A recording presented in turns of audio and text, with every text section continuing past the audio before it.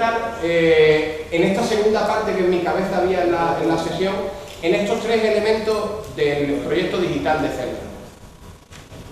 Vamos a hablar un poco de tareas integradas o de proyectos, ¿vale?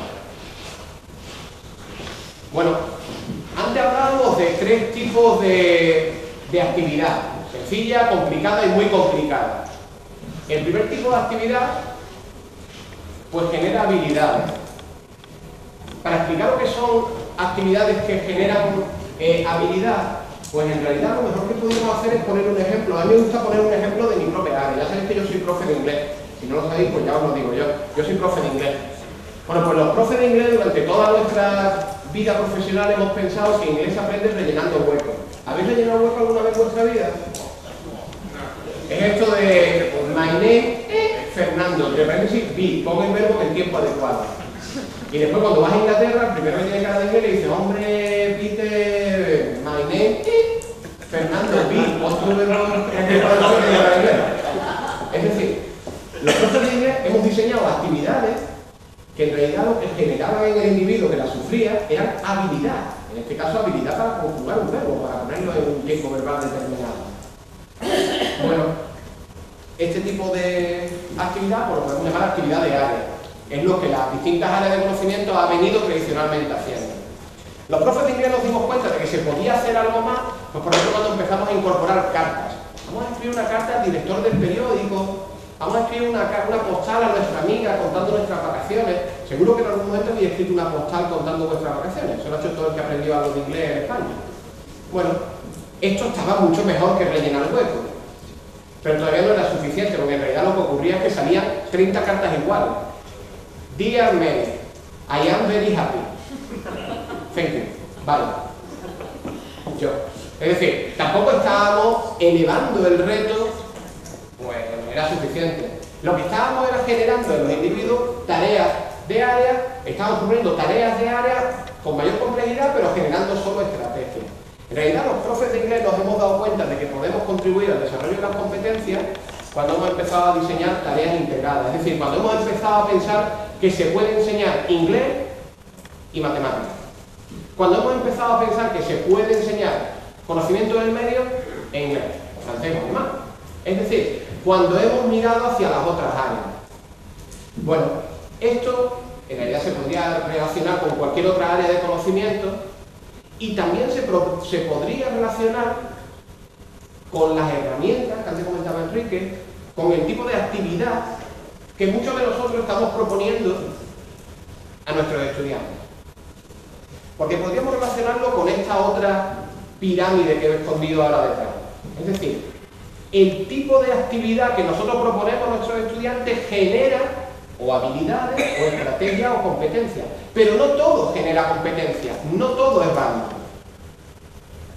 Pido disculpas si está en inglés, pero no la encontré traducida.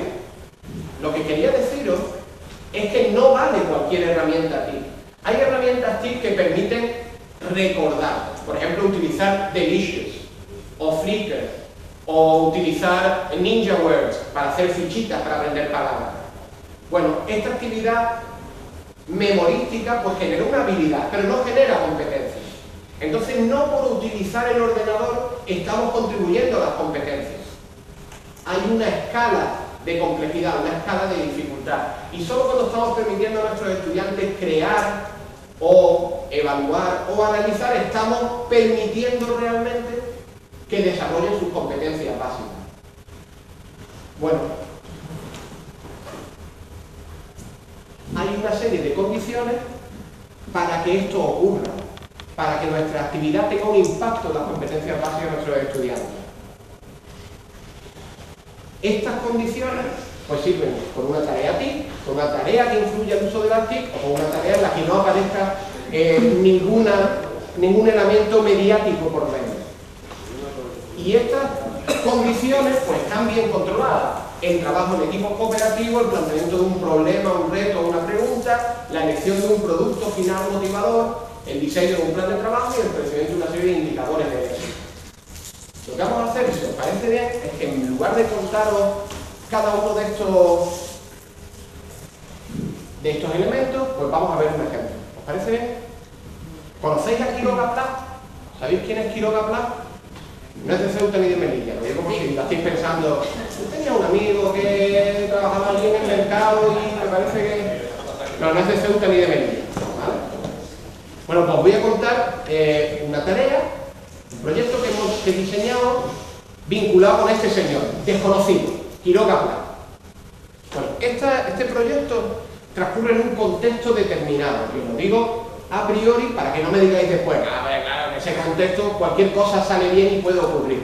Bueno, pues yo lo digo para que sepáis que sí, ocurrió en este contexto. Ocurrió en el contexto de un campo de verano, un campamento de verano vinculado con el programa Profundiza. Un campamento que ocurre en julio y en septiembre en San Lucas de Barrameda, llamado Leer en la Era Digital. Y en este campamento, pues lo que hicimos fue reunir a 40 chicos, en julio también había algunos de Melilla, y en septiembre también había algunos de Ceuta, para trabajar en lectura y en TIC, al mismo tiempo. Y en concreto en un ámbito determinado muy específico, en el ámbito histórico de la generación del 27 o la Edad de Plata, es decir, de 1900 a 1936, en ese momento histórico. Bueno, ¿qué es lo que hicimos? Bueno, pues sentamos allí a los 40 chicos, todos ellos de bachillerato, muchos de ellos en la transición hacia segundo de bachillerato, y les preguntamos, ¿vosotros qué sabéis de la generación del 27 o de la Edad de Plata? Fue divertido, porque cuando preguntamos, ya que tendrían que saber muchas cosas, pues nos dijeron, pues hombre, sí, Lorca, Alberti, Cernuda, Miguel Hernández, Delibes, Becker, yo no sé si Garcilaso... Ahí tendría yo ya dudas. Y del contexto histórico, hombre, pues sí, esto fue una época de gran inestabilidad. Esto sí lo sabíamos bien. De gran inestabilidad. Una nos dijo que en esa época se fundó Repsol. No intentamos profundizar, porque ahí había alguna historia muy rara que no... Es decir, hicimos una lluvia de ideas para ver qué tipo de conocimiento es el que traían al campo de verano. Estos chicos no habían seleccionado por ser expertos en la generación del 27, que evidentemente. Pero esa era la base con la que teníamos que trabajar, por eso comenzamos por esa lluvia de ideas. A partir de ahí, que muy bien, esto es lo que sabéis. ¿Por qué es lo que vamos a hacer? Nos vamos a preguntar dos cosas. Si lo que sabéis es verdad o no. Y si lo que sabéis es todo lo que se puede saber. Esas eran las dos premisas, esas dos preguntas. Lo que hicimos a continuación fue presentar unos materiales. Los materiales no eran otros que 5 aplicaciones web diseñadas por la Residencia de Estudiantes y por la Fundación Giner de los Ríos, es decir, por el mundo de la Institución Libre de Enseñanza, etcétera, etcétera. Bueno, son realmente 5 aplicaciones muy potentes. 5 aplicaciones que, yo soy filólogo, igual que algunos amiguetes que están aquí conmigo, son aplicaciones de filólogo. Son para la gente que está estudiando filología. Aplicaciones de tratamiento de datos, de lectura de textos digitalizados. Por ejemplo, tienen todas las revistas de la época digitalizadas. Todavía no está visible. En el campo lo que hemos hecho es probar estas herramientas. Pero, por decirlo así, son herramientas de mayores. Bueno, pues nosotros lo que hicimos fue presentar los materiales. Ellos los vieron. Lo vieron no durante 15 días, sino en una sesión de 2 horas. Y a partir de ahí le dijimos, ¿qué os gustaría averiguar? ¿Qué os gustaría descubrir? Es decir, les dijimos que plantearan preguntas. Y a partir de ahí empezamos a definir los proyectos. Evidentemente, los proyectos los definían ellos, junto con el equipo que estábamos allí de profes o de monitores, como queráis llamarlo. Ellos no se les ocurría hacer una investigación sobre Quiroga Pla, lógicamente. Tampoco a nosotros se nos ocurrió. Ahora os diré cómo surgió este proyecto. Pero en todo caso la idea era, ¿qué sabes? Te ofrezco estos materiales para que trabajes. ¿Qué te gustaría saber? ¿Cómo podemos averiguarlo?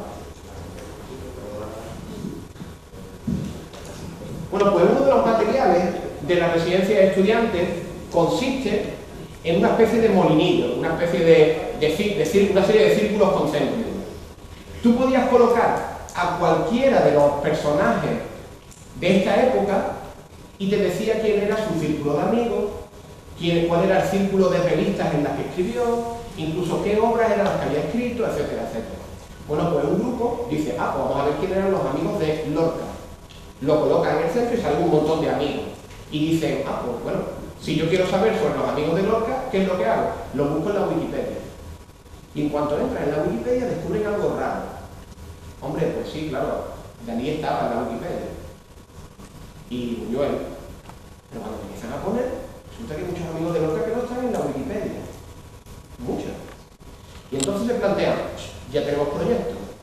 Vamos a investigar sobre la vida de algunos de los amigos olvidados de Lorca. Son estos autores olvidados. Y vamos a investigar para prestar un servicio a la comunidad. Es decir, investigamos para añadir en la Wikipedia a los autores olvidados de la Edad de Plata o de la generación del 27.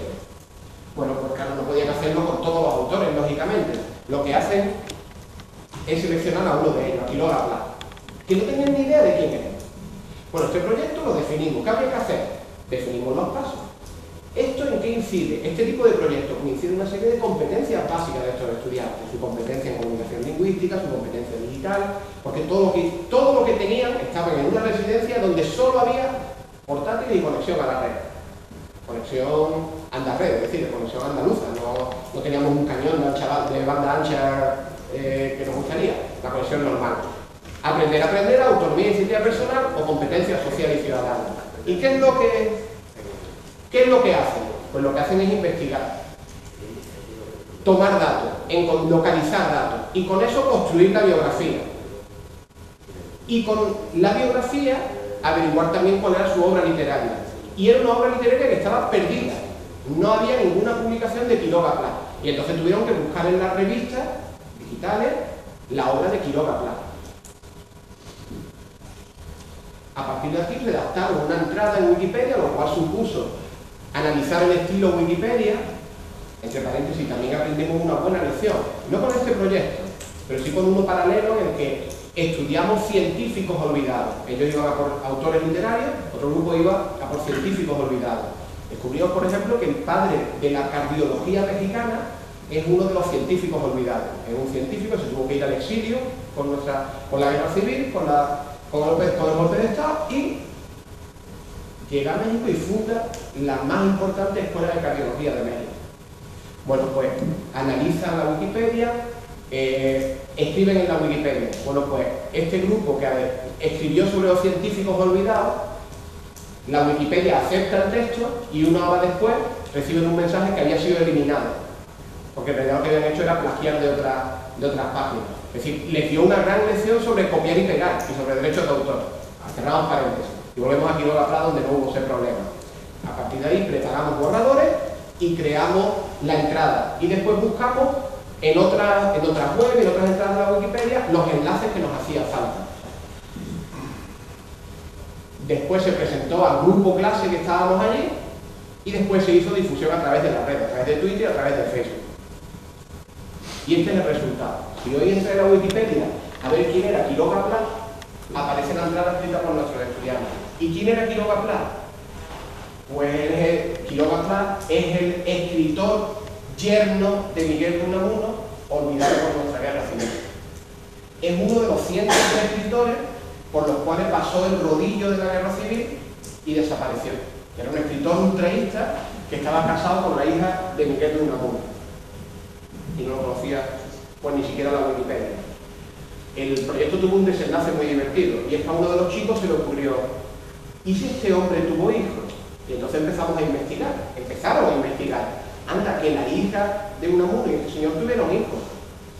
¿Y si estos hijos tuvieron hijos? Bueno, pues a través de Facebook, este grupo localizó al nieto de Quiroga Pla, y a través de Facebook le escribimos un mensaje. Y hoy por hoy, porque el nieto de Quiroga Pla es médico en un hospital en Asturias, y le escribimos un mensaje a través de Twitter.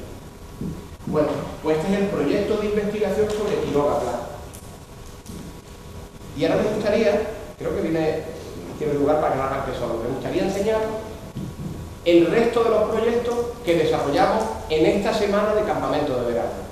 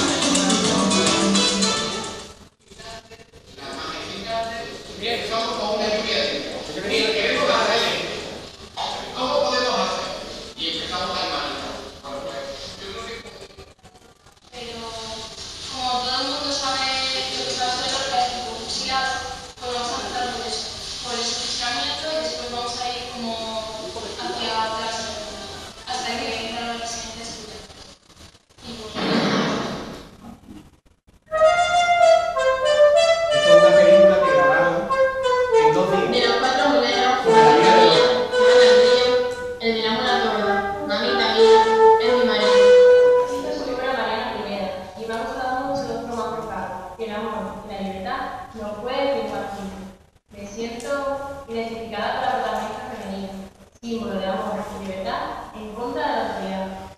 Sí, lo cierto es que esta heroína es un símbolo popular de lucha contra la falta de libertad.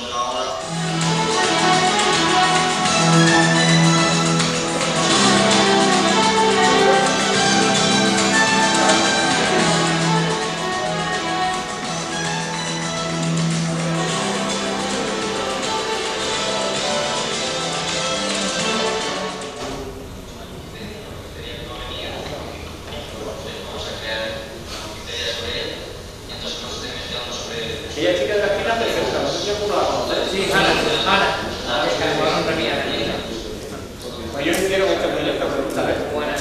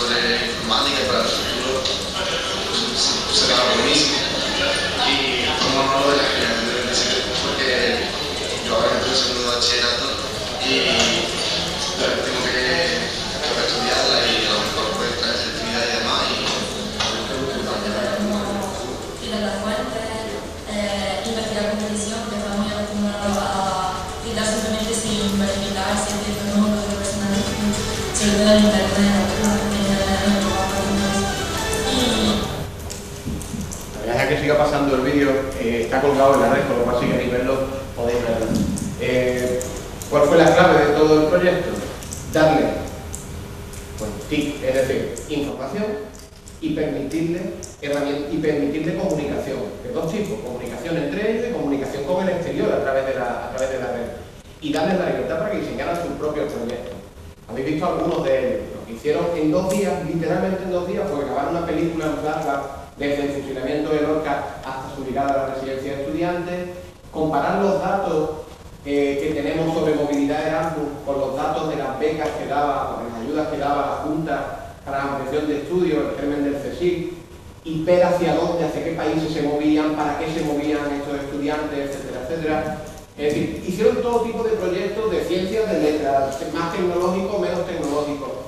Todo ello en escasamente 2 días y el tercero para cerrar. Y esto es San Lucas de Barrameda, pero yo también para ponerlo, vamos, los dientes largos de que estuvo en San Lucas de Barrameda. Así que voy a dejar el vídeo acabado.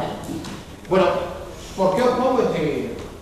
Porque si un grupo de profesores, de docentes, de monitores y monitoras, que no conocían absolutamente, no tenían ningún tipo de información sobre estos estudiantes, en una semana, con los portátiles estándar, digamos, con la red estándar, sin ningún tipo de biblioteca, sin ningún tipo de soporte departamental, no teníamos a la gente del departamento de lengua ni a la gente del departamento de ciencias para darnos soporte, pues ¿qué no podríamos ser capaces de hacer en nuestros centros educativos con todo su potencial? Es decir, con todo su profesorado, trabajando de manera concertada, de manera coordinada, a través de un proyecto digital. Si este proyecto os parece muy artificial, porque es verdad que era un campamento de verano, es verdad que esto no es... Los chavales estaban muy relajados, he visto que iban con sus pantaloncillos cortos y su bañador y tal. Bueno, el problema es que esto mismo lo hemos replicado en muchas circunstancias distintas. Hemos diseñado tareas y proyectos para la ESO, como este de migraciones. Todo esto está en la red porque lo ha hecho el grupo con el que yo trabajo, se llama Icobay. Migraciones, un proyecto sobre Blas Infante, el telediario, una escuela de tamaño, y todos estos son proyectos que hemos realizado con distintos centros educativos vinculados con un plan de capacitación en competencias básicas y todos ellos con componente TIC. o bien para la difusión de resultados del proyecto, o bien para la gestión del proyecto, para la toma de información, etcétera, etcétera. Bueno, pues aquí os he traído algunos títulos de proyectos. La audioguía del Museo Cortejo de Miraflores de Río Verde. Voy a contar solo esto, brevemente. Aquí la pregunta fue la siguiente. Queremos ver, porque así lo establece un criterio de evaluación de la ESO, me parece que, si no me equivoco, el tercero de la ESO, Ciencias Sociales, Geografía e Historia, queremos ver el paso de lo rural a lo urbano, del campo, de lo agrícola, a lo industrial. Bueno, pues uno de los profes de este instituto, en Marbella, se da cuenta de que hay un museo en Marbella. Eso también fue un proceso de investigación. Espero que no haya nadie de Marbella, porque esto está en el streaming, porque si no, me van a contestar. Y después que hay un museo muy interesante, que es este Museo Cortejo de Miraflores, porque lo que describe es ese paso. El paso de lo rural a lo urbano, de lo agrícola a lo industrial. Pero además descubre que este museo no tiene audioguías.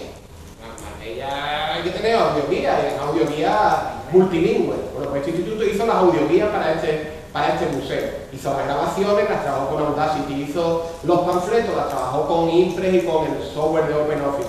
Es decir, hicieron un servicio a la comunidad a través del trabajo en el currículum. Bueno, pues igual que esta audioguía, la entrevista radiofónica a Blas Infante, ahí lo más difícil fue resucitar a Blas Infante. Eso fue muy difícil, pero al final lo consiguieron. La guía digital, la cuna de las lentejuelas, la pasarela de papel de Nicolás Copérnico, las profesiones en el Campillo, de Benacazón a San Lucas, Mirando al cielo, Otra cara de Marbella. En fin, hemos hecho muchos proyectos. Yo os animaría, no lo he puesto en la presentación, pero debería haberlo hecho, a que entrarais en profundiza.es, que es la página del programa Profundiza en Andalucía. Y podéis ver los proyectos que hemos estado haciendo con los centros en esas mañanas de sábado. En lo que ha durado el programa Profundiza, pues podéis ver los proyectos que hemos estado realizando. Desde un análisis de la batalla de Chiclana contra los franceses, posteriormente fue el asedio a Cádiz y su constitución en 1812, hasta cómo se hace el queso payoyo en Alcalá de los Gazules. Todos ellos son proyectos de investigación, todos ellos proyectos vinculados con las TIC. ¿Qué hemos aprendido en este tiempo? Y no me refiero en este tiempo de charla, porque, claro, podéis haber estado durmiendo. Me refiero a este tiempo en el que hemos estado trabajando en el diseño de proyectos vinculados con las TIC. Bueno,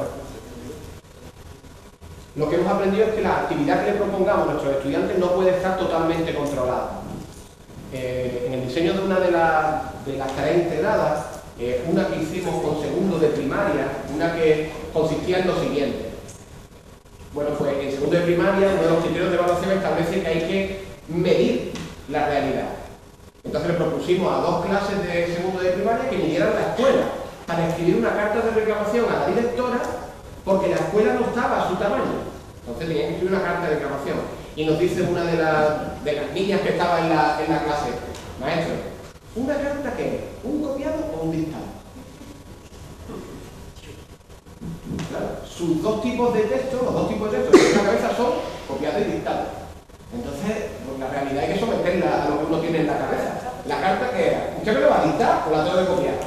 Claro, cuando le dijimos que la tenía que escribir ella, dijo: estos maestros están cada día más locos, la verdad. Yo no sé qué es lo que están pensando. Bueno, hay que dar espacio a nuestros estudiantes. Hay que dar espacio incluso para el error. Pues vas a hacer la biografía de científicos olvidados, lo copio y lo pego de internet, y una semana de vacaciones en San Lucas. Pues no, porque la Wikipedia te castiga. En realidad lo interesante de ese proyecto no fue la biografía de los científicos, era muy interesante. Lo más interesante es lo que aprendieron sobre el plagio y sobre los derechos de autor en internet. Y sobre que no se puede copiar en la red, porque parece que está ahí para que lo copies, pero no es verdad. Pero también hemos aprendido que debemos superar las bajas expectativas en relación con nuestro alumnado. Es decir, nuestro alumnado es capaz de trabajar con textos mucho más complicados que el del libro de texto. Nuestro alumnado es capaz de superar retos mucho más complejos que un enunciado de un problema matemático. Pero para ello tenemos que promover trabajo cooperativo. Es decir, tenemos que utilizar utilizar las TIC para que trabajen juntos, tenemos que utilizar Google Docs para que el texto lo escribamos entre todos. Un chaval que habla muy bien en inglés con una chica que a lo mejor no lo habla tan bien, pero una chica que se le da muy bien el dibujo con ese chaval que a lo mejor habla inglés pero no sabe dibujar la O con un canón. Y todo esto realmente depende de que nosotros tomemos conciencia metodológica, es decir, que pensemos que la clave no son los cacharros, la clave no es el software, la clave no es la tecnología para hacer el código QR. La clave es descubrir para qué sirve un código QR. La clave es darnos cuenta de qué podemos hacer, qué tipo de proyectos podemos diseñar, qué tipo de investigación podemos proponer a nuestros estudiantes. Y además nos tenemos que proponer hacerlo poco a poco. Ahí he puesto un caracolillo, pero es que realmente tenemos que avanzar como caracoles. Porque en la medida que nosotros aumentamos la velocidad, nuestros centros se estresan y por tanto desenganchan. Es decir, tenemos que meter un poquito de presión a nuestro equipo directivo. Mira, había que hacer un proyecto educativo de centro, pero que contemple las TIC. Pero tenemos que hacerlo gradualmente. Porque si no, las familias se estresa el alumnado, se estresa el resto del centro. Y no podemos permitirnos que se desenganche nadie. Y con esto acabo. Esto es una anécdota que yo ya utilizo siempre. Hable de lo que hable, siempre cuento esta anécdota.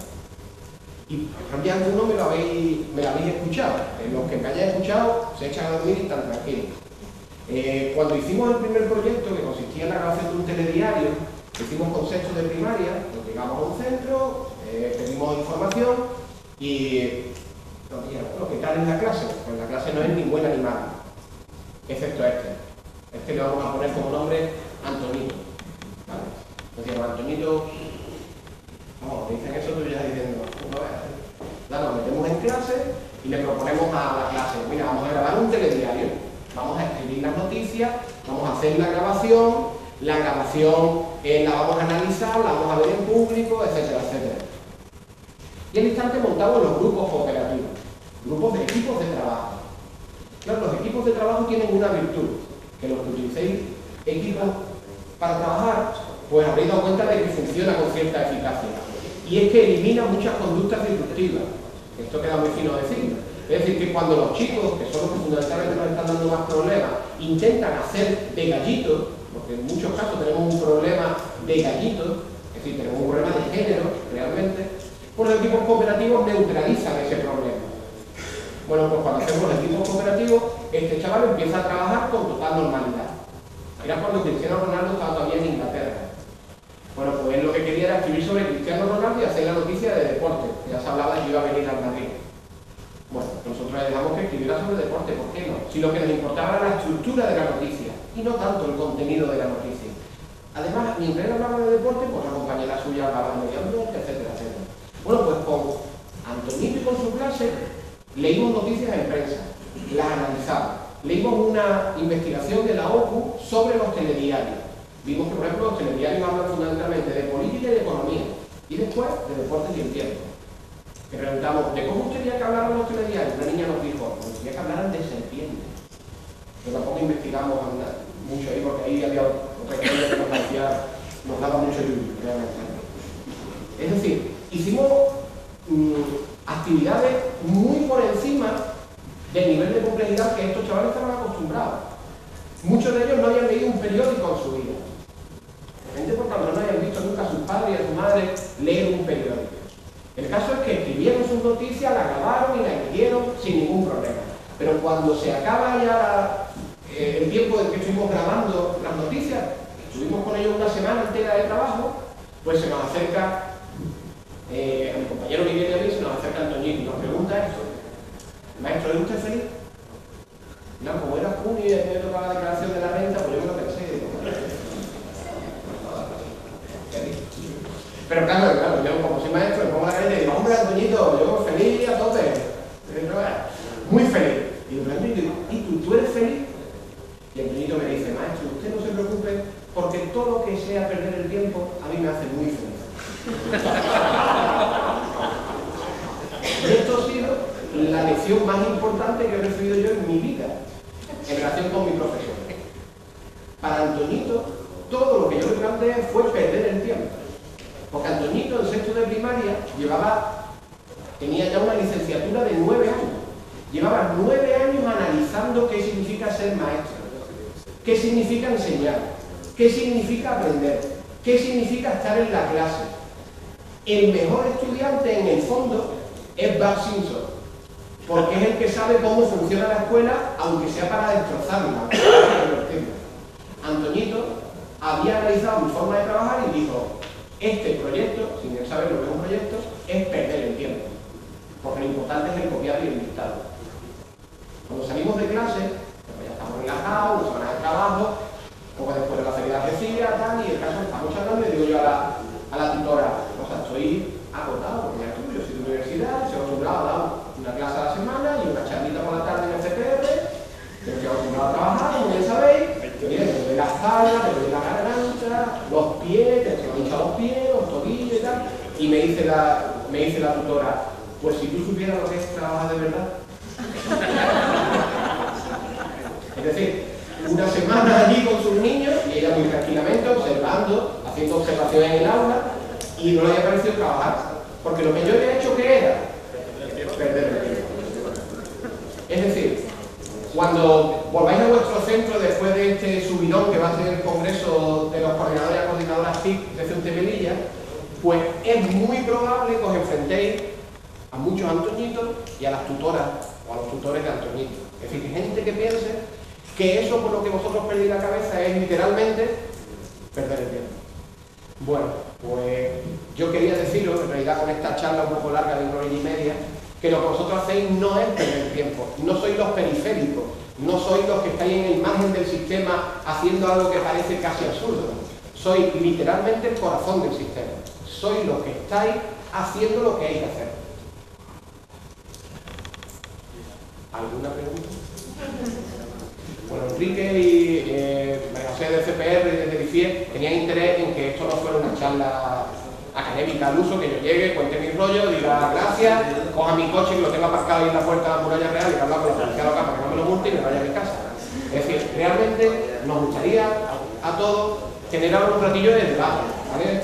No sé, 15, 20 minutos, Enrique, entonces me gustaría llevarme alguna pregunta, un comentario, un insulto o alguien que cante o baile de este congreso. Entonces, ¿alguien quiere decir algo? ¿Sí? Yo, Fernando, quería proponer... No llega el micro, pero no hace falta. Que esta charla que yo comparto contigo perfectamente, porque me parece que es la forma que tenemos que afrontar esto, se la diera el CPR a los equipos directivos, para que abran un poco el horizonte y dejen de encorsetar la enseñanza. Porque muchas veces queremos hacer cosas y te plantan que de 9 a 10 hay matemáticas y de 10 a 11 hay conocimiento. Podría ser perfectamente de 9 a 11 y hacer una actividad de este tipo. Chocamos contra un muro. Sí, lo sé. Entonces, yo que sé, ver la forma en la que esto se puede dinamizar de otra forma para que no nos miren como un bicho raro. Porque yo a veces que me siento que me miran como este que está inventando. Ya está Miguel inventando cosas raras en el colegio. Chiquillo, déjate de inventar y sigue el camino que ya está hecho. Siempre seremos bichos raros, porque todo el que intenta cambiar algo es un bicho raro. Eso no hay forma de evitarlo. Hombre, a mí me consta que tanto el CPR, la Dirección Provincial o el IFIE tienen el punto de mira a los equipos directivos, porque tienen visión de centro.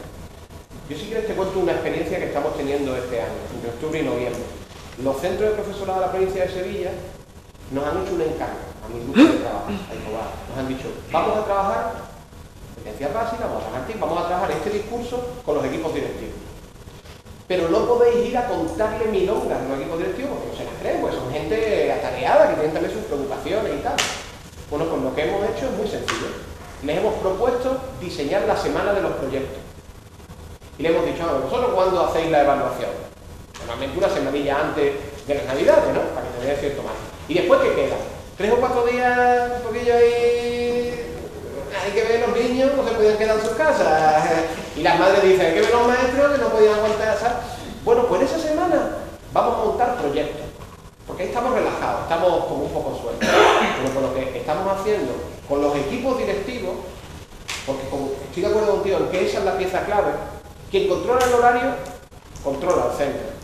Quien controla los recursos, controla el centro. Quien controla las sustituciones, controla el centro. Entonces, de eso va la realidad. Pues lo que estamos es trabajando con ellos para explicarles cómo se puede montar la semana de los proyectos. Y después queremos vincularlo con Profundiza. Y después queremos vincularlo con una serie de actividades para que ellos vean que se puede hacer, para que comprendan que es parte de la normalidad de un centro, que no rompe, que no pasa nada. Y el objetivo es que en el tercer trimestre, con tranquilidad, ya la semana de los proyectos no sea una semana tonta, sino que ya no ocurra, bueno, ¿qué te diría yo?, el 25 de junio, sino que sea parte de nuestro currículum, parte de nuestro horario, parte de nuestra forma de trabajo. Porque nosotros hemos estado casi 4 años trabajando con francotiradores en competencias básicas y el problema es que los francotiradores acaban sistemáticamente convertidos en esa imagen que han visto. Es lógico que acabemos así. Entonces estoy brutalmente de acuerdo contigo. Hay que ir a por los equipos directivos.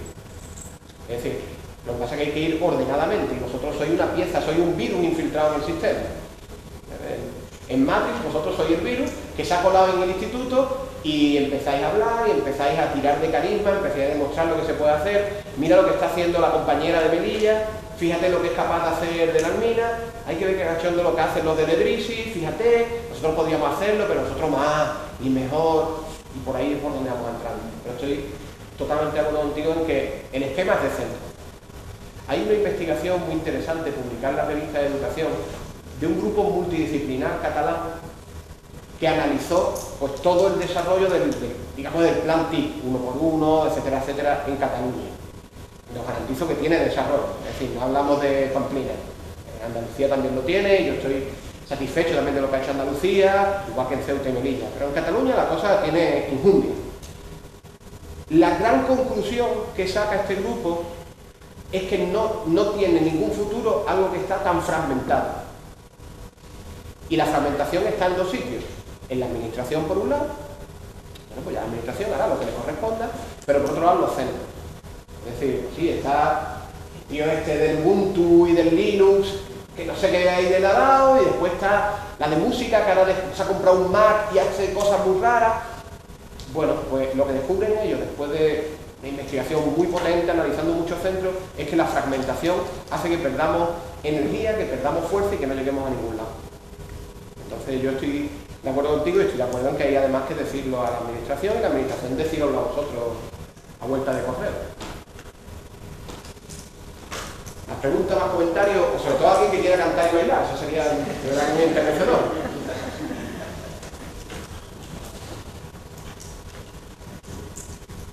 Si no queréis cantar y bailar, eso decimos a Ana Pino que es capaz de ponernos a cantar y bailar a todos. Lo digo como amenaza, vamos.